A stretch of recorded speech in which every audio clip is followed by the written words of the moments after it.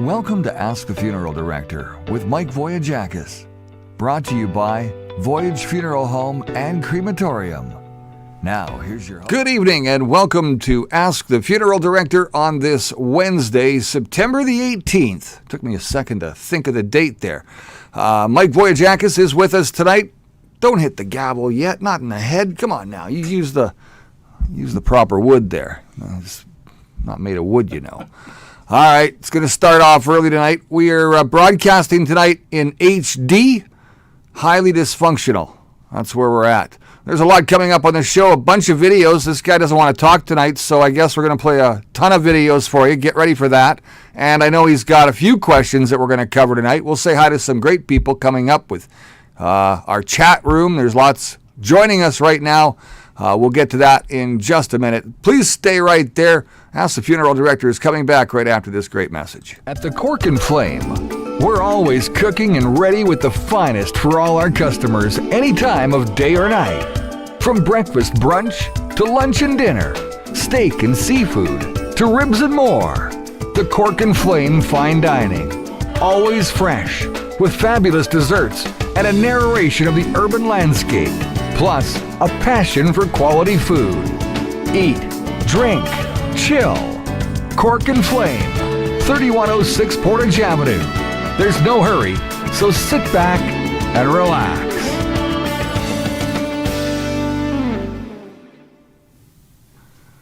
Hi, all right, welcome back. This is it. Mike, are you ready to go tonight? I hope you are, because I tell you there's a lot coming up. What night is it? It is Ask the Funeral Director nights. Usually when an hour before the show, I usually put something on saying, don't forget, friendly reminder, Ask the Funeral Director tonight at 9. And I totally forgot to do that, Brad. I know you did. I totally forgot. I got busy at the Cork and Flame. I was stuck in the office here. Then I looked at the clock and I went, oh my God, it's 8 o'clock and I still have to drive to the studio. So here we are. You made it. Hey, I think you have the wrong dates on the show tonight. It's actually on the Facebook. 18th. I know, on Facebook it's the 17th. wrong date. We'll have to go back and change all that. I don't even know why that did that tonight, because it's not the 11th. Uh-huh. Very strange. Wait a minute, you're watching the 11th. Look at that. Oh, wait, that's the wrong show. Yeah, you better go back and hit the circle again. Jeez. Man. No wonder it's the wrong. I'm wondering, where'd the monkey and the bananas come from? Okay, so let's see what happens. happens. Remember what happened last week? Yeah, of course. There, see, Oh, look, there we are. We got the wrong date. We got the right date now. Gord was the first one on tonight. Gord, hello, Mike and Brad from Winnipeg. Hey, Gord, how's it going? Hey, Gord. Randy Medwood's here. Good evening, Mike and Brad and everyone joining. Randy Medwood from Toulon, Manitoba. Debbie McKenzie, good evening from Tabor, Alberta. Patty Westra says, hello, folks. Debbie Kwan. Evening, Mike and Brad, and everyone else who's on the show. And Christine Barnes is here. Good evening, Mike and Brad. I hope all the listeners have been having a great week so far. I'm sure that they have, except for the crappy rain that happened last night. I mean, you could have floated here if you were in Steinbach. I drove through Steinbach to come. I was at Buffalo Point this weekend. I went there for Monday. Right. Went there Sunday, Monday. Anyways, on the way back, it was like driving through a lake. It was crazy. Like half the businesses there, their tractors and equipment. Did you have your sports car or the truck? I had my sports car, and I was wondering. You're floating? No. I thought, oh my God, I'm going to have to turn back and go to Buffalo Point because it looked so bad. But when I got in there, they had the main streets cleaned off, and you were able to get through. Well, that's good news. At least you made it back, and you got here in time tonight. Just in time, I might add. So, I mean, you better pay attention to what's really going on. We're going to come back and say hi to more people. But before we do that, people are always saying, what's cremation like? I know you've been to the crematorium, but what's it like inside the retort, which is a cremator? What happens? So we got an animated video for you to watch.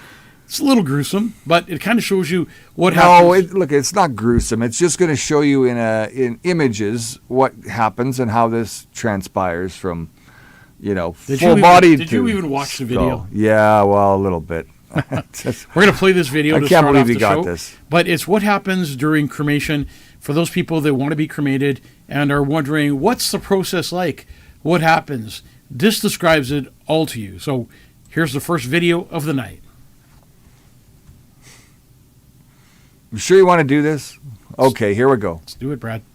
When you die, your body is placed in a specially designed furnace that can reach 1800 degrees. Now, the intense heat reduces the body to bone fragments and ashes within about 2 to 3 hours. Afterward, a magnet is used to remove any metal objects, like surgical pins, hidden piercings, and dental implants. Then, the remaining bone fragments are processed into a fine powder, which is combined with the residual ash and placed in an urn.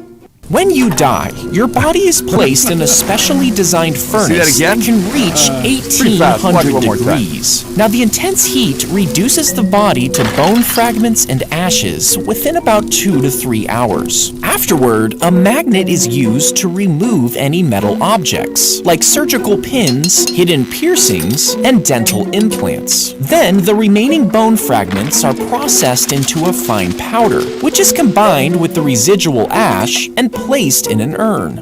When you I was just wondering, does that also get rid of any kind of implants that the WEF might have put into you? Yeah, no kidding. Just a question. What it doesn't really show is what happens during cremation, as far as people always say, well, what happens to my dad's teeth and what happens to all those things that were put into his body, hip replacements, knee replacements, all that titanium and stuff like that. What do you do with that? Do you cash it in and make money? That's what people say all the time. We were talking about the furnace in there too, and that furnace gets pretty hot. I had my furnace serviced yesterday. Does it? Just gotta, like, what? Could I do a bird in there? No comparison. No comparison. This furnace reaches probably about 16 to 1800 degrees. Totally different than what you would think. Hey, That's really gonna fry your pizza, huh? Yeah. While you're getting ready for this next video, I just want to, you guys remember Dr. Dan, the one everyone picked on for like 2 days or 3 days after the show. We're going to have him on the show again soon, but I just want to wish Dr. Daniel a happy birthday. Happy birthday to you from all the folks here at Ask the Funeral Director. Hope you had a wonderful day. I would sing you a birthday song, but probably not the right person to be singing you a song. I also want to remind you, next week we're going to do a special edition of Ask the Funeral Director on Tuesday again. It'll be with Pastor John Feeks.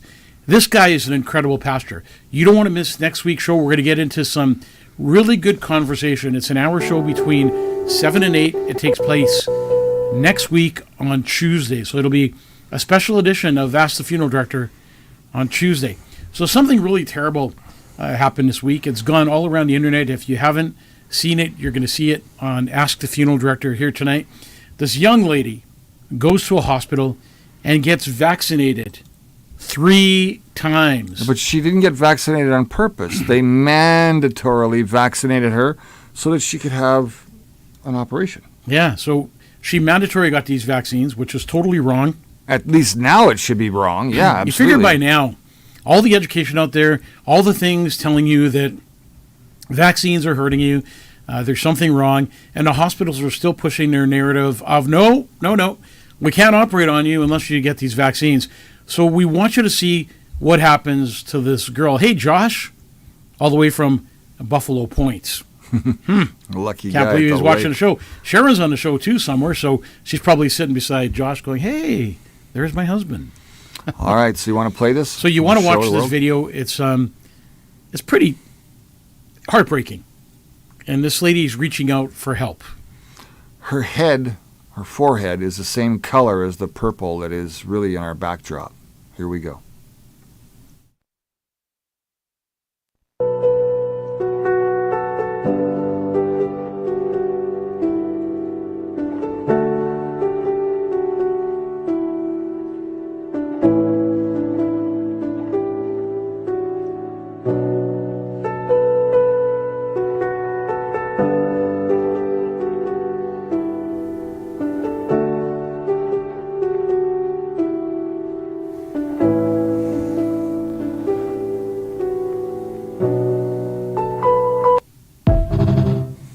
This isn't the one that had, there was one that has video of her begging for help. I don't know if you saw that one. I'm sure a lot of people have seen it. But this girl does need prayer. So, you know what? Send a prayer out to her. She clearly has got so much damage to her forehead and her eyes. And there's a video on YouTube where she's crying out to the public for help, and she can't believe this has happened to her. And it's sad that this is happening in 2024 after COVID and after vaccination was supposedly done and finished with.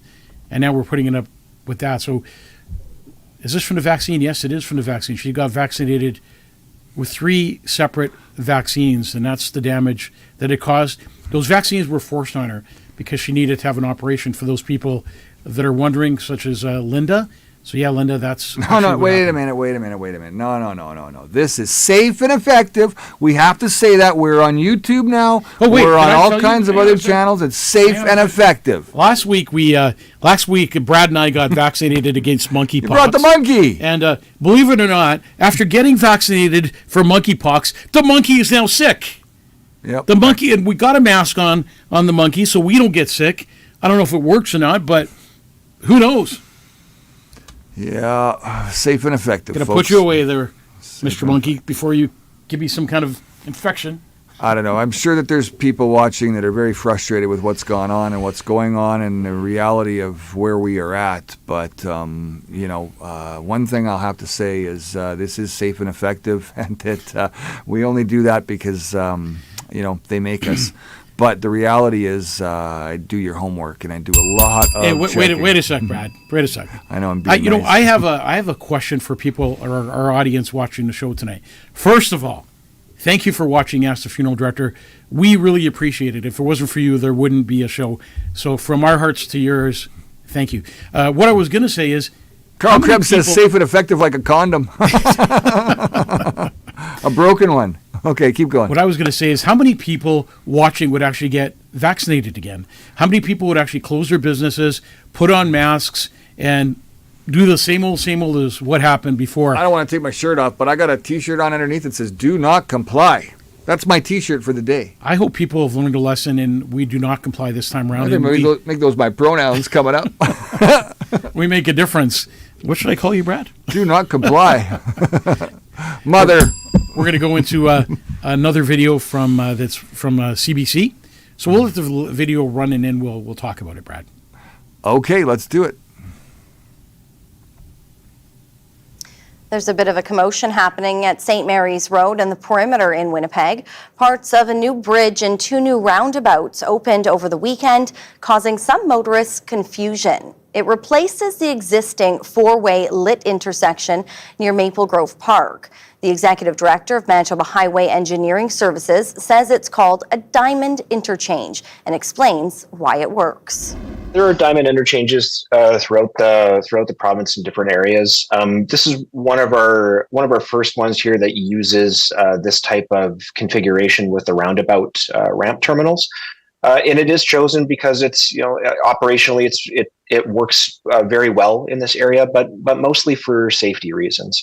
This is actually the first step. It's an interim step toward the ultimate configuration of this interchange, which would be constructed at some point in the future when it's required. That interchange is called a diverging diamond interchange. It's a little bit more difficult to explain, but that interchange is designed to eliminate what are called left turn conflicts and make the overall interchange performance much safer. Which is, obviously a desirable feature of any interchanges to make the navigating the intersection safer. The reason transportation agencies install these roundabouts at the ramp terminals is not only for operations, but mostly for safety. At a traditional intersection, you've got a number of what we call conflict points. And these are points where streams of traffic cross over each other and create the opportunity for an accident. At a roundabout, the number of conflict points is quite low. And whenever conflicts occur between vehicles, it's usually at a much slower speed. And it's at a if an error is made, it's at a collision angle that's very survivable and generally results in property damage only. So roundabouts, their ability to slow traffic down, change, potential collision angles if errors are made, makes that ramp terminal a very safe option for us to deploy. It's a common question that we have, intuitiveness of a particular design, or just the readiness of the general public in a specific area that might not necessarily have encountered a design or a layout like this before. it can take a little bit of time to get used to it, but people do. We try our best to make things as navigable as possible, not only with the design layout of the interchange, but also the signing. And some of that signing, most of that is in place, but there will still be tweaks as we move forward to completion.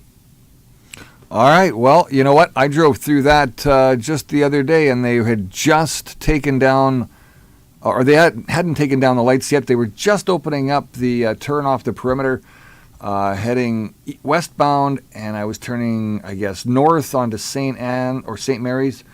And yeah, you had to take the big turn off now, and it's very confusing. It's almost like as confusing as Confusion Corner. You know what? Very survivable, the guy says. Yeah. So it's very survivable. All in the name of safety, right? Who puts roundabouts on the perimeter highway? Who puts lights on the perimeter highway? The perimeter highway was made for speed, to get from one side of the city to the other without stopping. Yeah. And 30 lights all the way around the thing, and now This is crazy. I think they're doing a good job of cutting it back now after, 55 years or 56 years since I was born. I mean, these lights have been there forever. You know, what I find really aggravating is you're flying down the highway and you want to turn, let's just say, on Pembina Highway, and you're turning in, and then there's another car coming out to come onto the road, and you almost collide with each other. There's no system in place. And especially with a lot of these new drivers on the road, they panic, they're slamming on their brakes, and I've seen all kinds of accidents. Sounds like this is going to cause more accidents to me than it's going to bring safety to the city. Well, Mike, I got to ask you, where did the money come from to build that big interchange? And why would they stick so much money into that one interchange? The road ends right there, doesn't it? Things that make you go, You got to do some crunching of those numbers when you become mayor. We got a lot of crazy things happening in the city, and of course the craziest thing is the crime in the city. Yeah, it's terrible. It's terrible, terrible, terrible. And I tell you, you're the guy who's going to help take care of some of that in the future, I'm sure. Let's go to our next video, and then we can get on with some... Well, I think you better explain this next video while I get it set up. I can't explain it because I can't see it. Oh, well, you're going to know right there. How about that one with Danielle Smith? This is Danielle Smith. The reason I want to play this video is because Danielle Smith is such an amazing premier. She stands up for... Well, she's saying the right things. She's saying the right things, and she's standing up for the right things. Okay, well, hold on now, though, because the Coots boys are going to jail even longer, and that should have been over and dealt with a very long time ago. Do you think she has anything to do with that? She's the premier. She could have done something. She could have stepped in. She could have had the discussion. The law court system is the law court system. Is that what you think? The justice system is the justice system. Is that what you think? And I don't think... This was provincial court. This wasn't federal court. I don't think the mayor or the premier gets involved in the politics of making decisions that are going to face people with jail and stuff like that. So that's my 2 cents there, Josh. If she was a mayor, I'd say okay, but she's a premier, and that makes it just a little bit different, in my opinion. Tell us what you think in the comments, though, because we'd love to know. Susan, this is all about 15-minute cities. Everything that's happening. I drove down the street the other day, and the street was closed where I was going, and they said bike paths only. It started at Assiniboine. Assiniboine going to the Assiniboine Park, right, where they closed that off, and nothing but bikes and people walking. Yet there's no bikes, no people walking. You're talking about Wellington Crescent. Wellington Crescent, yeah. Yet they got the road closed. So it's starting all over the city already, where they're closing off roads, they're closing off access to vehicles, and they're saying, do they realize that in the winter there's not going to be any bikes on these paths? What, are they going to make it a snowmobile path? Just curious. No, I think they think that you're going to be using those great big tire bikes. And that's how you're going to get around. You can carry $400. You can carry. Do you see my comment? Well, no, Lynn. No. Lacey Lynn. Did she say? Did she leave a comment? Scroll up. I don't know. Scroll up. Play the video and we'll talk about it afterwards. But I think she's saying the right things and pretty much doing the right things. Trudeau government's unrestrained open border policies, permitting well over 1 million newcomers each year into Canada, is causing significant challenges and has broken this delicate balance. These historically high immigration levels, especially as it relates to those with temporary visas, is exacerbating shortages in housing, job opportunities for young people, as well as health, education, and other social services infrastructure in a manner that is a severe challenge for all provinces to keep up with, including our own. This drives up the cost of living and strains public services for everyone, new Albertans, lifelong Albertans, and everyone in between. So I am joining with other premiers across our country in calling on the current federal government to immediately reintroduce sensible and restrained immigration policies, similar to levels we saw under Stephen Harper, so that all provinces have some time and resources to sustainably catch up with growth and to ensure those coming here closely align with our country's economic needs and our core values. And if the current federal government won't make these changes, our government will certainly support a new one that will. Well, Mike, what do you think of that? I think Al Bueller feels like he's left out today. He goes, hey, dudes, you know I'm watching, right? Sorry, Al. We know you're here. Yeah, we know you're here. We love having you here, too, by the way. So there's mixed comments on Danielle Smith. What did they say? She's a what? One of those things that crawl in the grass. Slither. Slither. I'm not sure that that's the case. I can't tell you the truth. I have no idea. I can tell you she's no Ralph Klein, though. She's no Ralph Klein. And Ralph would be straight up, and he'd be telling Justin exactly what he thinks. And Albertans, those Cutes boys, they would have been out of jail a long time ago. This would have wrapped up and been finished a long time ago. And I'm sure there's a lot of people out there who understand that. You talked about those boys and having weapons and all kinds of other stuff. So yeah. I wasn't following that really, so I don't have a good outcome on what happened there. But cue up this next video. It's going to be interesting. And the next video is all about what happened in the world and what people were talking about. It was huge all over the internet. And as a matter of fact, I think they made some fun out of it. Is this the one I'm talking about? Where they... In spring... Yeah, here we go. Is that the one? You heard Donald Trump talking about, they're eating the cats, they're eating the dogs. They were. They're eating your pets. They were. This is proof. If you don't believe this is happening, this actually happened where the police came on scene, and you got to see it for yourself. So we're going to play this. Springfield, Ohio again, isn't it? If you think Donald Trump's not telling the truth, I mean, everything the guy says, they railroad him to make him look like he's lying. Ralph Klein could run the country drunk. Donna, you nailed it. The comments section on this show is incredible. Carl says, I'm a fan of Danielle Smith, but she disappointed me in the Coots boys setup trial. Exactly right. Okay, let's do this video. Watch, and you tell us your opinion. Was Donald Trump right? In Springfield, they're eating the dogs, the people that came in. They're eating the cats. They're eating the pets of the people that live there. Now back to our other top story. Last night, President Trump doubled down on claims that Haitian immigrants are eating pets in Springfield, Ohio. Our verified team confirmed with the Springfield mayor that these claims are false. We will talk more on this in just a moment. But first, here's the thing. The claims stem from a case in Canton where a woman was recently arrested and charged with eating a cat. Our Annabelle Childers is live in Canton where these claims started. So Annabelle, what is the story here? Well, Matt and Christy, we want to start out by giving our viewers a warning because the details here in this story are incredibly disturbing. Now, about 3.5 weeks ago, a housing community here in Canton was shocked as neighbors tell us they watched a woman eat a cat. But now they're dealing with a new wave of emotions as they watch body-worn camera footage from that event circulate widely online. And connection to that story in Springfield, the influx of Haitian immigrants 170 miles away. What did you do?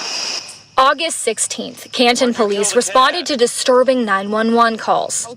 She killed the cat and is eating it. Multiple people reported 27-year-old Alexis Farrell was eating a cat on the 1100 block of 13th Street Southeast in Canton. Stand up. Officers on scene placed Farrell in handcuffs as a crowd of onlookers watched. Put your hands behind your back. Someone got rubber gloves. She's covered in blood. Police believe she killed the cat before eating it.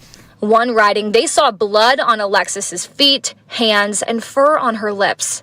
But the people around here knew her. They like, Alexis, get up. Like, what is you doing? Like, da-da-da-da. Like, they know for sure that wasn't her right mind. Neighbors recall it as a deeply unsettling night for their neighborhood, speculating Farrell may have been on drugs or experiencing a mental health crisis. Now, Alexis Farrell is in jail today. She's being held on a $100,000 bond, and she's facing multiple charges, including disorderly conduct and cruelty to animals. Now, Canton police say they have nothing to share on this today with us. It's important to note that voter records do show Alexis Farrell is not a Haitian immigrant. She is a U.S. citizen. All right. Well, thank you for the clarity on that, Annabelle Childers. Thank you. Yeah, she's a U.S. citizen now.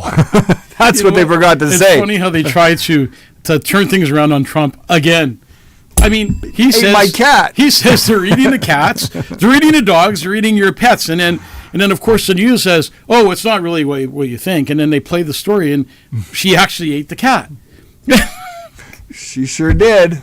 Oh my God! What do? Got to put our cats away now? Well, our dogs and the other day in Winnipeg, a guy was walking down the street with a couple geese in his hands. Yeah. And he was going to take them home and cook them. I'm sure he wasn't, I don't know what his intentions were. There was that was Ponoka, actually. There was a bunch of people out in the farmers' There was one in Winnipeg, too. Yeah, there was. Yeah. But out in the cornfields. In the cornfields. Stealing the corn right off the cob, right? Stealing or off the crop. And then, of course, it's not necessarily edible corn, but get off my property. The man with the geese that he killed from the pond. Yes. So they're saying they're going to bring in 1 million immigrants into Manitoba in this next little while. And it is going to be chaos. See, a lot of these people come from third world countries, and they're not used to the way Canada runs their country. I hope Canada will stand strong and tall to their values and to what we stand for as Canadians. And that's this country's been built on Christian values. And we need to stand together, united, to stand up for Canada, because the Canada we know is slowly falling away. If you're coming here, you either join and you do things the way we do things in Canada, or please move back to where you're from, and best of luck. Yeah, nothing wrong with Bottom line is that. if it's done properly. Bottom line is that. I mean, they're listen, walking through the U.S. borders. They're walking into Canada. They're flying into Canada or coming into Canada, and then they're walking right through the U.S. We're borders. making a big deal about a lady who's actually American. Hey, get this. I went. She ate the cat. She's an American citizen. She wasn't from Haiti. When you go through, on a trip these days, as a Canadian citizen, you get harassed to the 10th degree. Oh yeah. You get scanned. They make you take off your shoes. They make you take off your belts. They treat you like a criminal. Yet these people can walk across the borders and live in our countries. Linda Shelley, if they can't live like Canadians, send them back. I agree. And they're netting salmon in Ontario right out of the creeks. They're not even catching them. All immigration needs to be stopped, like Daryl said. Well, we need to take care of, I've said this before, I'm going to say it again There's a right tonight. way and a wrong way. We need to take care of Canadians first. We need to take care of the homeless people. We need to take care of our veterans. We need to take care of Senior the families, citizens. Senior citizens, kids that are going to school hungry. Sick take care people. of Canadians Sick first. people. People Sick going through people. cancers, people going through all kinds of sicknesses, Mental health diseases. issues, drug problems. We got a huge addiction. problem right here in Manitoba that we need to deal with before any more immigration happens. Like, we need to stop immigration right now. We need to close our borders. And Wab Kinew, as our premier, should stand up to Trudeau and say, no, we are not taking any more people. But do you think that's going to happen? It's all about the almighty dollar. It's going to be a tough go here in Manitoba. I don't know that we can handle many more. We're at an overflow already, and I'm not sure that Main Street and other areas along the river are going to be able to sustain that new population, because that's the only place to move in at this point. The Winnipeg Metropolitan Region, though, has a great plan involved where they're going to basically set up all kinds of wonderful housing with the Manitoba Housing Association to build the properties that are needed. And Shindico is a big part of that as well. They'll preach the 15-minute city. They're trying to make it happen. You know about it now, and if you don't know about it, you need to do your homework. 2050 is not that far away. 2030 is even closer, and this doesn't start in 2030 or 2050. It starts in 2025. You got 3 or 4 months till January, and this is underway. Make that happen now. Get out, start, let them know that you're not going to tolerate this, and it's over. You go, Brad. I'm trying. Brad's like letting it out tonight, just like trying. But it's true. Enough is enough. It's true. Take care of Canadians first, and we have a huge problem in Canada. And what drives me crazy, you can hire an immigrant, and they will pay 70% of their wages, where the employee only pays 30% of the wages. So they're encouraging employees to hire immigrants. So what happens to the people who live in Canada, who want to buy things, who want to work, who want to make a living, our children who are growing up, and they say, no, stop, we're hiring immigrants first. So being a white person these days is not a good thing. Well, the thing is, we've got unvetted immigrants. They could be terrorists. If you've noticed, a lot of them are males, in that military age range. It's But just Brad, a they've scary already admitted situation. they've already admitted that they've brought in people in Canada who are terrorists. wanted in other countries, Yeah, who are are wanted terrorists. for terrorism, who are known killers, right. who are known murderers, and they're roaming around our streets right now. And as hard as the police try, and some people don't like the police, but when you have an emergency, what do? You call 911. When you need an ambulance, what do? You call 911. The problem is, when we have a million more people, we're going to need to do something with our police force, because the police are frustrated with the system. They're frustrated with the catch and release program. They're frustrated in general. And that leads us to the next video. Then we get into Ask the Funeral Director. Again, thanks for coming on to the show. Please like, share, and follow the show. It's important. We're definitely being, what's that word? Censored. We're definitely being censored. There's no way Ask the Funeral Director only has 33 shares on the show when we were up to 200 or 300 shares. All of a sudden, 33 shares, only 2,500 people watched. No, that's not right. Those are fake numbers. But that's what they're doing. So anyways, let's get this next video on. Hey, thanks, Chicklet. Thank you for that comment. I saw it. Don't worry. What did she say? She just said something really good, so No. we'll just leave it at that. She said, thanks for that, Brad. You had to keep it to yourself? She said, thanks for that, Brad. This is all about the 911 system that I'm talking about. And I want you to watch this video and then get frustrated, because I have a lot to say about the 911 I was worried this was another cremation video, and she did it right there in her fire pit. This is my call log from Monday afternoon.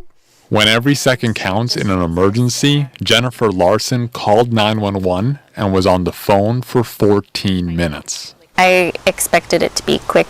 I expected maybe about 5 minutes. Larson was traveling on Highway 6 around 40 kilometers south of Grand Rapids when she came across a head-on collision. She called 911 immediately, but was surprised her call was transferred 3 times. Having to answer the same information, generally getting a little frustrated with, having to repeat that. This was all happening while a vehicle was on fire, and other bystanders were rushing to pull people out and provide care. Larson wanted to help, but she was tied up on the phone. As a trained first aider, though, I was getting anxious to be using my skills. But an emergency official says all the repetition and call transfers are standard practice. That just because you're talking to me on the phone doesn't mean help's not driving towards you. Larson's call was actually first directed to a Bell operator. That happens in areas without 911 service, more than half the province. Then Larson was transferred to a 911 operator, which dispatched firefighters. Then she was transferred to another operator that dispatches ambulances. While it seems frustrating that you're talking to somebody for 14 minutes, all of that information that they're getting is necessary to make sure the crews get there. The head-on collision claimed 2 lives, including 23-year-old Mary Bell Yetman. 5 others were injured. Larson says she's still processing. You feel connected to the people that you're providing that care to. So at this point, they're just in my thoughts. The government is looking to improve 911 service across the province. A review is underway. Ian Fraze, CBC News, Winnipeg. Improve it? How about just have some? How about just have some 911 service in the province? I am so frustrated with the 911 system. It's not the people that work there. It's not the paramedics. It's not the firefighters who are doing their jobs or the police officers. The system is broken. My brother died, as you know, was lying on the street for 25 minutes. 25 minutes. Does it take 25 minutes to get an ambulance to the heart of St. James, where thousands of people live? And 25 minutes, could have it saved my brother's life? Who knows? Would it save your life? Absolutely not. If you're having a heart attack, you don't have 25 minutes. Or if you're having a stroke, you don't have 25 minutes. The equipment and the ambulances are failing.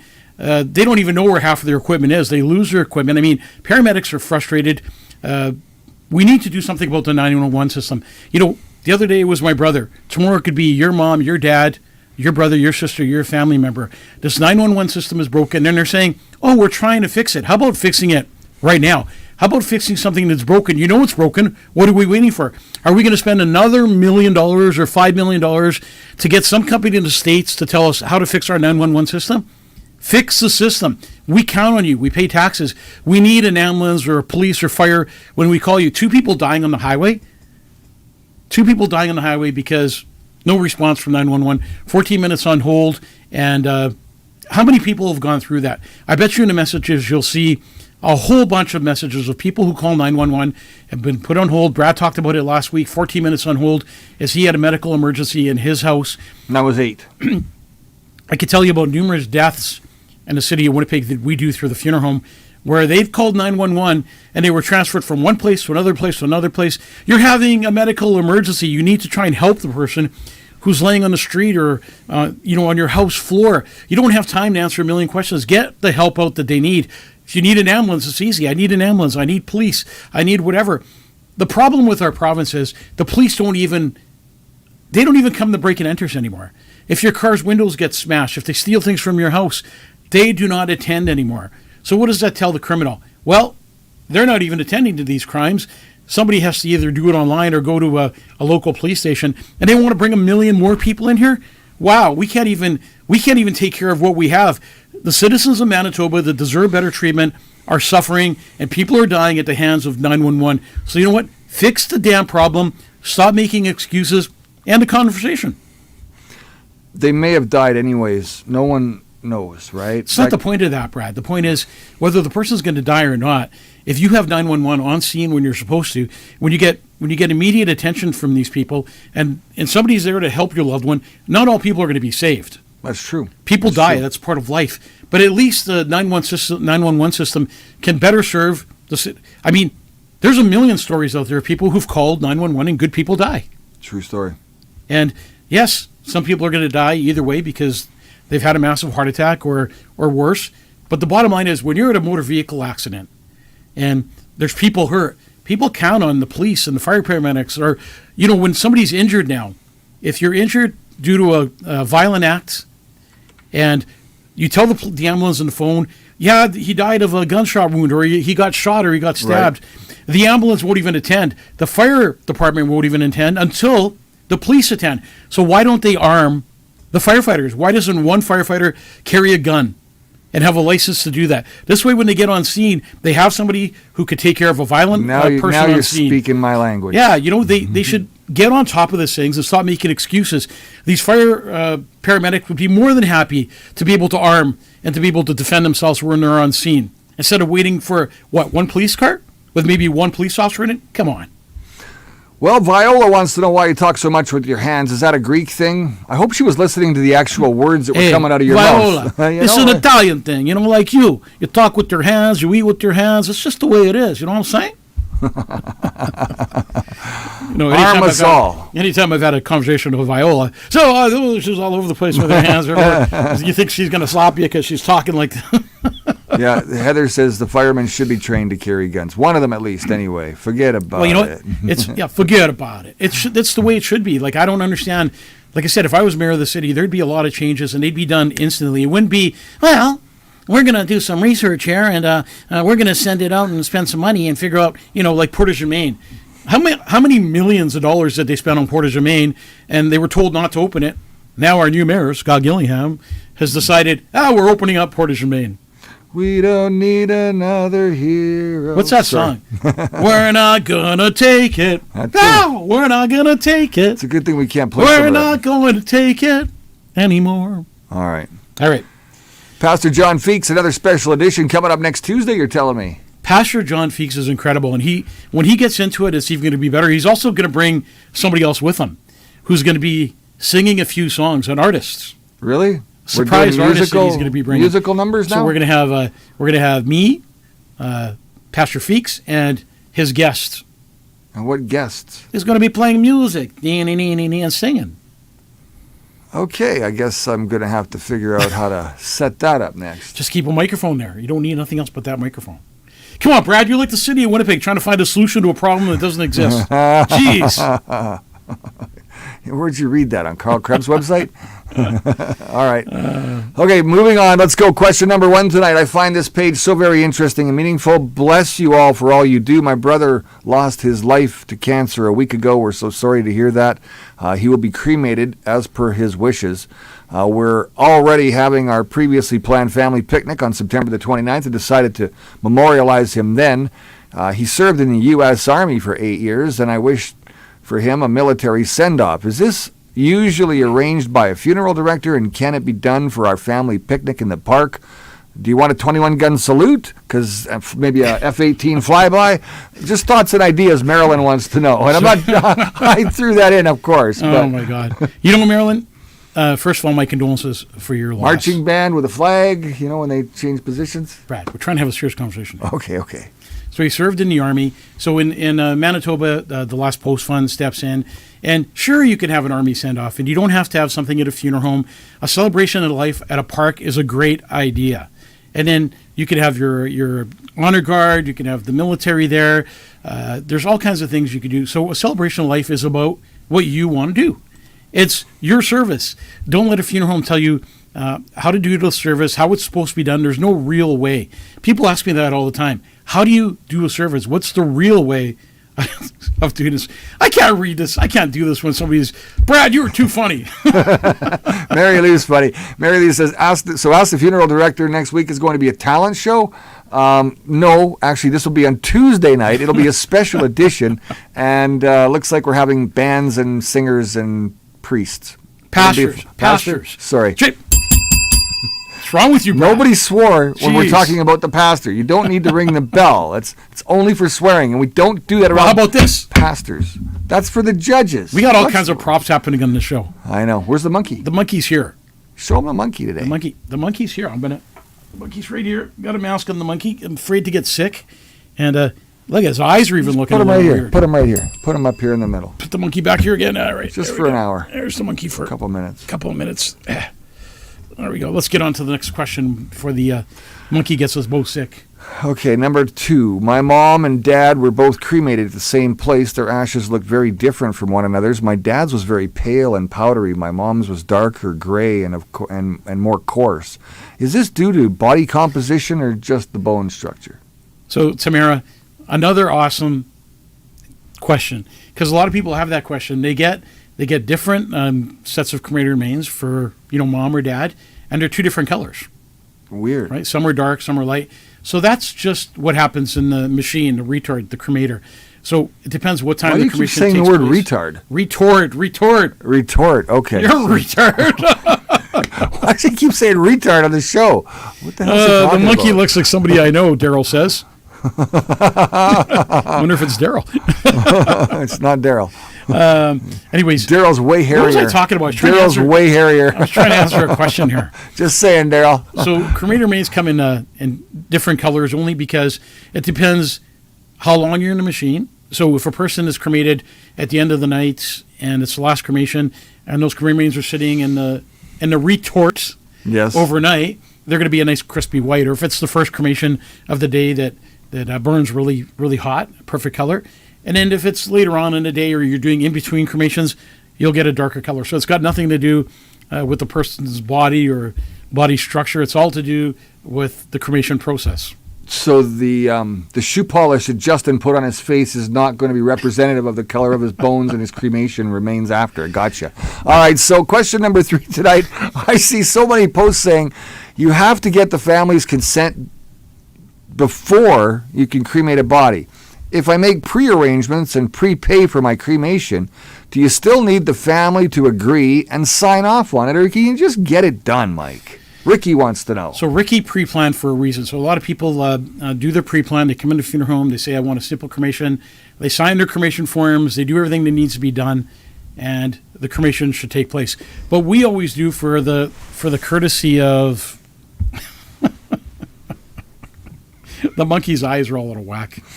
So what we do just for the family is we always call the family before we do a cremation, even though the cremation form is already signed, and then we ask the family if it's okay to go ahead with the cremation. Now, that's a respect thing we do. It's just to honor the family and their wishes, just in case a family member said, well, we want to have a viewing prior to the cremation. So this is just something we do out of respect for the family. We always give the family a choice. We always give the family a choice to either do another viewing prior to cremation or allow us to go ahead with the cremation. So that answers your question.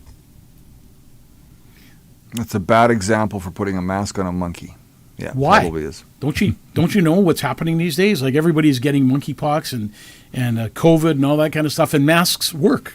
Yeah. Finally, there's somebody on the show who has bigger ears than me. Yeah. What people don't realize is... You can't make fun of yourself. Who can you make fun of? What people don't realize is, it's kind of funny, actually. This mask does nothing. Josh says, stop touching the monkey. Hey, Josh, don't mind your own business. That's your kid. That's your kid. You know what? If you look at this mask, it basically has... the mask would be breathing. Oh, my God. The mask the monkey fell over. Anyways, this mask is useless. Take the mask off. It's a useless mask. It does nothing. No, we have to take off his mask if he's having something to eat. But once he gets up and walks around, he's got to put the mask back on. Don't you know anything? It's just like back in the day, huh? Just like back in the day. Who says a funeral director show can't be fun? Absolutely. This is never a boring moment. We're in high HD, by the way. That's highly dysfunctional. I have several questions. I'll number them, 1 through whatever. Please feel free to answer as few or as many as you'd like. Why don't we go one question at a time? This way I can answer them. How long does embalming last? I mean, if someone's body was removed from their grave 30 plus years after they were buried, what do you expect to see? High quality sealed casket, vault, etc. were used? So if a person was in a high quality casket, vault, that would preserve the body for a longer period of time. So we preserve the body from the date of death to the date of the funeral. That's what it's supposed to be. So short-term preservation, long-term preservation. But when you place a casket in a sealed vault, obviously the dirt's not getting into it, the water's not getting to it, so it does what body would naturally do. It basically mummifies. What are you laughing at now? In the comments. Replying to Josh Wojciechowski, as long as they don't start talking about spanking it.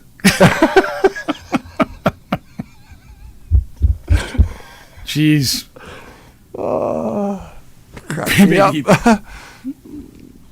Did we answer that question?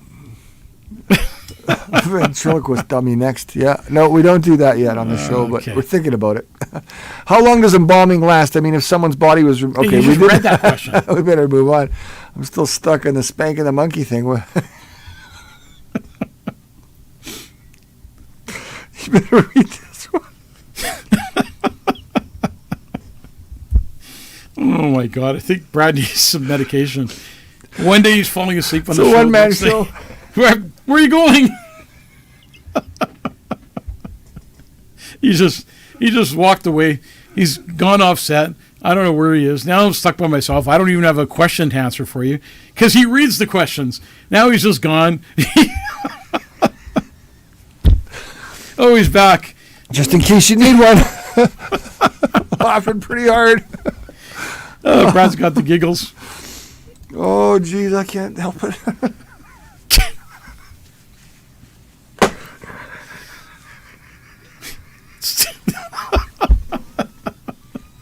Brad got his ducts cleaned at the house here yesterday, and obviously they did a good job because the air is flowing through nicely.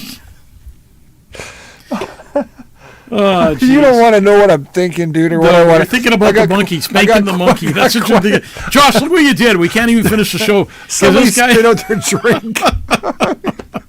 He had to spit out his drink. He's laughing so hard. Oh. Brad, can you read the next question? No. What are we going to do? Sit here and laugh for 10 minutes? Oh, my God. As funeral directors, do you become desensitized to spank?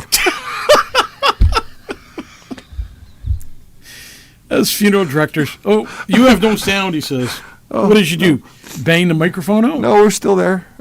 We're still there. As funeral directors, do you get Angela, you need to have sound. This is funny shit. I'm going to read the question one more time myself because Brad, just go get yourself a drink or something. As funeral directors, do you become desensitized to death? No, you don't get desensitized. People think that funeral directors, because you deal with death every single day of the week, they think that death becomes normal, a part of your life. But I can honestly tell you that every family that comes into the funeral home, we treat them as if they're the only family we've ever dealt with that day. And everyone gets that special attention, love, care, and compassion. So I think death is something you go through, and every death is another road that you get on. And you never get used to death. And Brad's back. I can't read the comments. Damn monkey. Al Bueller. Hey, it's fun spanking the monkey. Nothing wrong with that. Al.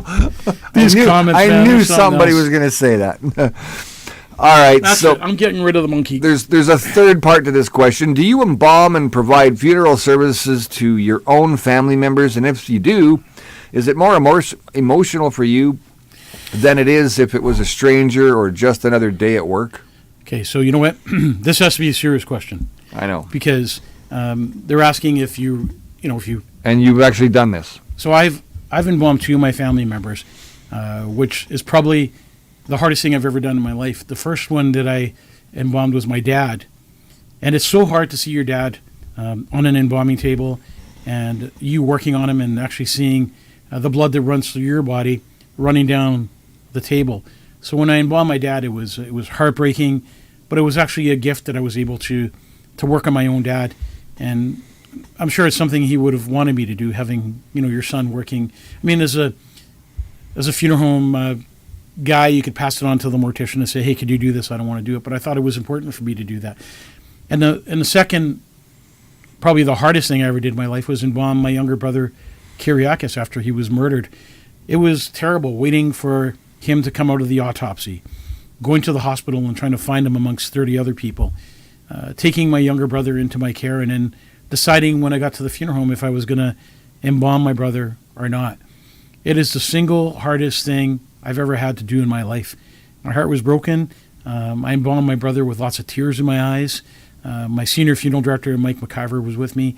And to see your brother, after a murder, his body cracked wide open, his cranial cap gone, his brain and all his body parts not there anymore, it was 100% heartbreaking. And how a human being can actually work on another person that they know and get through it. I thought when I left that room that I wouldn't be able to be normal again. I thought that was going to make me crack. I thought that was the final step. And hey, what makes you break in this industry? But embalming my brother was a terrible thing. And I can honestly tell you that I get up every day at 4 o'clock in the morning, roughly, and the video that I watched of my brother being murdered plays in my head over and over again. And then my brother in the embalming room has left me. It's almost like God wiped that part clean in my mind, and I don't remember what really happened in that room. But watching that video and the things that happened to my brother are heartbreaking. It's funny how you can go from laughing to tears, because we've had no justice yet. The justice system is 100% broken. We haven't even got the autopsy results yet back. It's 9 months. Come on, 9 months to make a family wait to get autopsy results? They know that I'm not done with the city of Winnipeg. I'm not done with the 911 system. I'm not done with what happened to my brother. There is justice going to be served. Not only for my brother who died, but for all the other people who've gone through this. Yeah, the system has to change, and that's the justice that you know you're what? talking about, right? A lot of people don't have a voice. That's the justice that you're talking about, right? That I'm talking about is the system needs to be fixed. That's Something right. needs to be done about it in my brother's name. Make that clear, just because if you don't, I'm not then they going to think something attack else. the justice system. No. I'm not going to go out there and do crazy things. The crazy things is I'm going to be loud, I'm going to be obnoxious, I'm going to be truthful, and I'm going to get to the bottom line of this. And in the future, I'm going to do something that's going to shock the city, because I'm going to make a difference in the city because of my brother's death and what happened to him and how it happened. And the whole circus afterwards, the lying, the deceiving comments, it's just heartbreaking. Either way, we'll get on to the next question. Sorry to take the No, I mean, I wanted wanted to say was this: this show's kind of like life. It's a roller coaster. You're going to be happy. You're going to be sad. You're going to run the gamut of up and down and up and down. And that's why we do this show, is because it it gives everybody a real life perspective of what this job entails and what. Laura says the same thing. Laura says, I understand. I've been waiting 11 months. You know, For justice, there's another yeah. system that's broken. The medical examiner's office, unfortunately, we work together, but your system's broken. It should never take 9 months or 11 months to send samples out to labs to find out what the cause of death is. Come on, when you're working on a human body, you already know what the cause of death is. You see it. You're working on it. I've done autopsies. I've worked on an autopsy table when I first got into funeral service. I know what goes on. I know what samples are sent out to different labs. I know the samples that you keep. You got to make this quicker for families. You're putting families through more pain. Like, 9 months of waiting is 9 months of agony, 9 months of grief, Not 9 knowing. months of no healing, Not 9 months knowing, of not being able to move on. You know, and then you find out the results and you go over it all over again. It's a terrible thing. And one other thing I just want to bring up, it's really important, is if you know somebody who's lost a loved one, know this. People are there for you for the first week, the first 2 weeks, and then everyone goes away. I know my mom was promised a million times, Helen, we're going to come and see you. We're going to have coffee with you. We're going to take you out for lunch. We're going to be there for you. 2 weeks later, nobody was there for my mom. Nobody was there for our family. Everyone was there when the tragic murder happened. Everyone cared for that little bit of time. And you felt so important, and you felt like the world was with you in your heart. You felt that people would do anything to help you, would move mountains if they had to. But then 2 weeks later, you see that all went away. Life goes on. The clock keeps on ticking. If you know somebody who's losing a loved one, phone them. Tell them you love them. Take them out for coffee. It's 5 minutes of your time just to talk to somebody on the phone and say, hey, you matter. You're important. I know you're going through a lot of pain. Do you need somebody to talk to? My parents reminded me of that a couple of weeks ago and had me get in touch with an uncle who I hadn't had a discussion with in a short period of time, but still none the least. He's going through a rough time right now too, and yeah, it's terrible. You have to make sure you reach out. I got to right? admit something. Doing Ask the Funeral Director has helped me deal with my brother's death. Sure. To be able to openly talk about it and to see, people in the comment section. Well, you would come to me and you had said, Brad, I don't think I'm going to be doing this very much longer. Yeah, you know what? At one point I said, you know what? I'm done with Ask the Funeral Director. I'm not going to do this anymore. I don't need to do it. I mean, I just thought I'm finished with it. But then the comment section and the people that keep coming back, the people that share the show, the people that see you when you're out in public and give you a hug and say, "Hey, thanks for everything you do." The people that make us laugh. The people that make us laugh. Section. Yeah, I look forward to every Wednesday night. Me too now. I look forward to coming here and doing the show. I look forward to all you people. And really, we love you from our hearts. It's amazing to have. Brad said something to me last week, and it stuck with me. And he said, you know, Mike, you go ahead, Brad. You told me about how sincere. I know, but go ahead. Brad told me, Mike, you are so sincere when you speak. And sometimes he sits across the table from me, and he can't believe that what I say is truly coming from my heart, because I really care. It's not just a bunch of words. It's not a show to get followers. It's not a show to make money because we're not making any money. It's a show about communication and That's right. answering some questions and having some fun and giving you an hour of laughter and togetherness and the comment section that goes through. I really have a big heart and I really care about people. And some people say to me, you don't need to run for mayor. You don't need to do this and that. Yeah, I do. Because my job's not done until it's done. This is a really good place to bring up our next question. It's part 4 of the same guy's question. Most funeral directors he knows are very well. He doesn't know how to say this without sounding rude, but please don't think this is rude. He doesn't mean it that way at all. Funeral directors are creepy. Are you creepy? Well, no. Very, very creepy. I come into the show and I talk like this. Come on. They're always dressed out, and ready to go, groomed to the nines. Let me tell you something. When you come to Voyage, the fancy Tetris tie that you got on tonight. You want to play Tetris on it? Hey? So when you come to Voyage, you don't get this in the office. We're not in suits and ties. We're real people. And when people come into the funeral home after losing a loved one, they 100% don't have a suit and tie on. We're lucky he's wearing pants tonight, to be honest with you. Yeah. But sitting here without pants is like, it's comfortable. Like you. Brad's got no pants on tonight. No, that's right. It's not as if I'm looking at you or anything. Spank the monkey. You're going back to that now. Yeah. Okay. But when you come into Voyage, you're getting real people that dress normal. We're dressed decent, but we're not overdressed. Because then you feel like you're going into a funeral home and talking to like an expensive car sales guy who's trying to sell you everything. It's a little tight, but it's okay. I'll wear it for you, Mike. Voyage is the real deal. We won the Consumer Choice Award again this year. Yeah, I mean, you keep winning awards. There's lots of them up on your wall at the Hesper. I just can't wait till we do the Halloween show. Yeah, oh boy. I think you're coming as a monkey. You're going to come as a monkey, aren't you? Okay, do you ever get scared when you're doing a post-mortem care alone? Do you ever get freaked out, Mike, or what? A post-mortem, so people know what that is, that's an autopsies case, right? And yeah, you always get a little freaked out when you're in the funeral home and you're working alone and it's, 11 o'clock at night and you hear that noise. Yeah, one thing, I got to be honest with you, I don't watch scary movies anymore. I bet you don't. Like, I can't watch a scary movie because when I watch a scary movie... Pet Sematary. I'm working on somebody's loved one, and all that's running through my mind is what happened in that scary movie. And then I think somebody's going to walk through the door and attack me and scare the crap out of me. So you know what? I don't watch them. And then my mind is clear. I put music on, do my job. It's all good. I got Mike, the other guy from your funeral home, going to call me up when he knows you're there one night late, and I'm going to go and pull my hand like a chalk down the chalkboard kind of thing and Brad, freak you out. You couldn't possibly do what funeral directors do to each other. You know what we do to each other to scare the crap out of each other? No, I don't. What? Like behind the scenes, when you're working at a funeral home, boo! It's, the people have fun. We're real. We're human, right?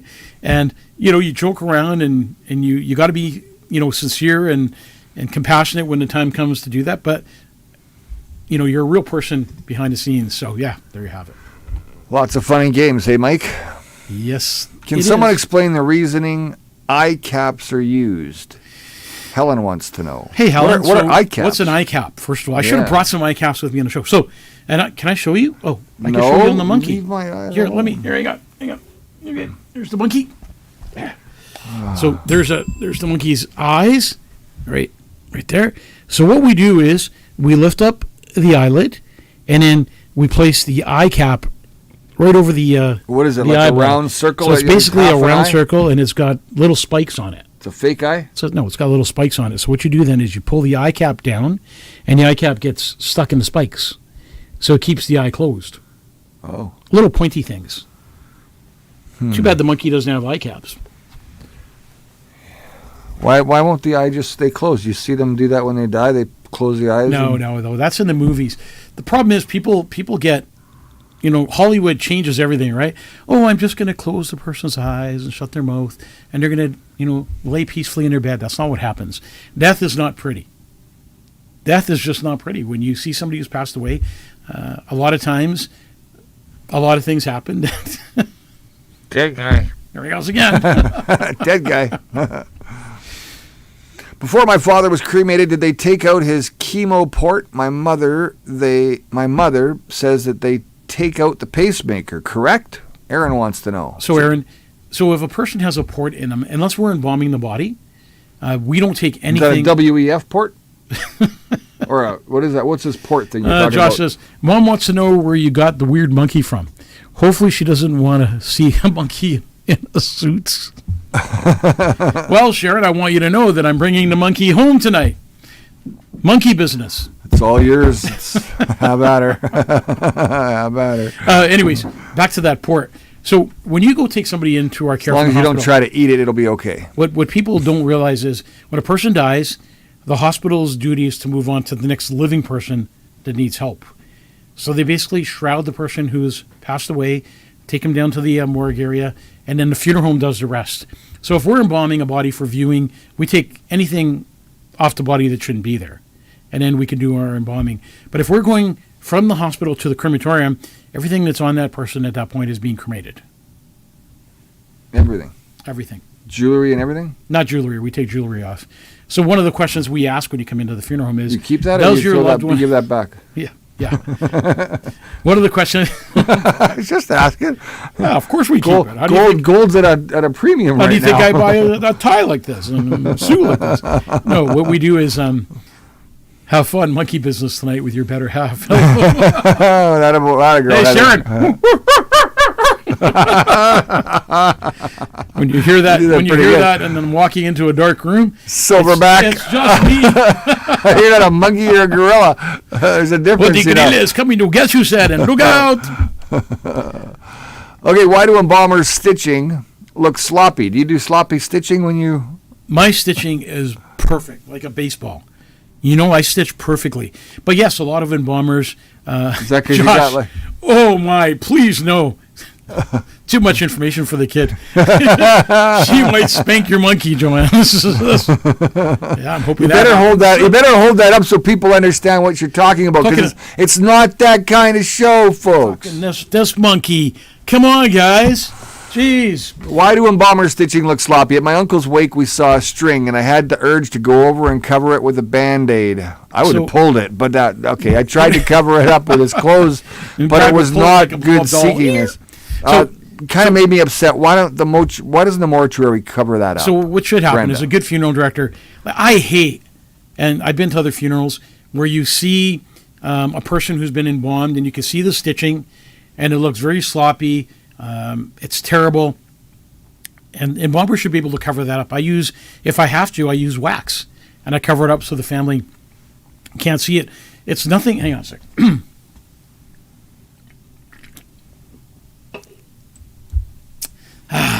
It's nothing a family should ever see. You know, the stitching that we do. Right. It's something that should always be covered up. Even during an autopsy case of a female, we always ask, them to bring something that's high cuts, not something that's low cut where you can see the stitching. It's horrifying to be able to see stitching on a deceased person. And sometimes where that stitching is, if you don't have a good embalmer, and it's happened many times, not to us, but other funeral homes, you get leakage, meaning fluids coming out of that area. And then it gets onto the white shirt, and then it's horrifying to families to see, and basically you got to close the casket at that point. Unless it's a hockey player, then it's okay. They're tough. They can take it. So funeral directors, I would think a licensed funeral director or a mortician who's been in the business for a while, such as Mike McIver and myself, you would never see the stitching. And if you did see the stitching, it would be nice and tight, and it wouldn't look messy or anything like that. Oh, this is a good one. Okay, I'm curious, Manitoba. How many licensed funeral homes are there in Manitoba? So you need to listen to this. This is really important because it's gonna answer questions that I always talk about. Believe it or not, there's 92 licensed funeral homes in the province of Manitoba. 92. And then next question. Licensed crematoriums. So here's the thing. So 92 licensed funeral homes. Okay? Only 16 licensed crematoriums. And then licensed funeral directors? 207 licensed funeral directors. Holy cow, that's a lot of people. Manitoba. But that's not my point. My point is 97, what did I say, 97 funeral homes? Yeah, 92. 92 funeral homes and only 16 crematoriums. What does that tell you? People are subcontracting out your loved one to someone else. Use one of those 16 crematoriums to do the cremation of your loved one. Do you take those calls? We will not do cremations for another funeral home. The only time that I would do cremations for another funeral home is if they had a fire or some type of catastrophe where they can't use their facilities. They were a licensed crematorium, but unfortunately can't be right now. So we would help them out because they were trying to do things right in the first place. But do me a favor, do not use storefront businesses that advertise they're a crematorium and they're not.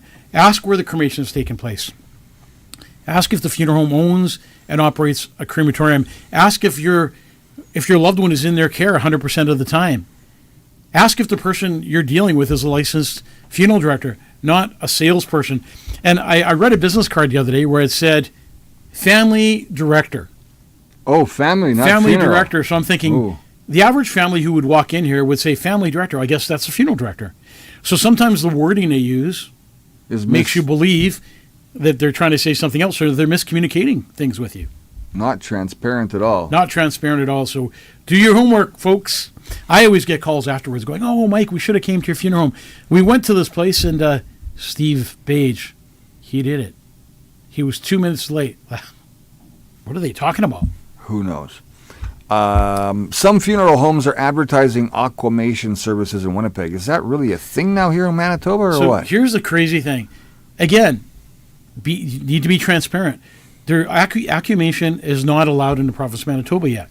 So these people... Aquamation. Aquamation is what? What is that? It's water cremation. So it's basically water cremation that's taking place. They don't allow that in the province of Manitoba. So some people are advertising it, saying, for X amount of dollars, we'll do aquamation for you. But guess what? They take your loved one's body to Saskatchewan. Really? Yes. They take your loved one's body to Saskatchewan, do the acclimation process out there, and then bring your loved one back. To me, that's disrespectful. Very. Just do the cremation, get it over with, and do a celebration of life, be with the family. Every person who dies deserves to have a celebration of life for all those years they were on Earth, for raising families, for working hard, all the things that they do. What a great, great show tonight. You enjoyed that? I loved it. Awesome show. I don't know if you took laughing gas before the show. I cried for the first time the second, third, well, maybe the fifth time on the show, but this one was tears of joy. Don't forget to like, share, and follow the show. The more you like and share the show, the more people that it gets out to. Remember, they are watching us, and there's no way we're only getting 33 shares a show or 20 shares a show. That isn't possible, or 2,500 views. It's way more than that. But that's what happens. So, again, don't forget, next Tuesday, a special edition of Ask the Funeral Director with Pastor John Feeks. It's going to be a show you don't want to miss. It's at 7 o'clock on Tuesday. Write that down. We'll send out a notice. And then back to Wednesday with Ask the Funeral Director again. Where Mike will spank the monkey. Spank the monkey. We love you guys. Thanks for watching the show. God bless you and your families. Take care of yourselves and each other. Brad, get some help. Good night, everybody. Good night.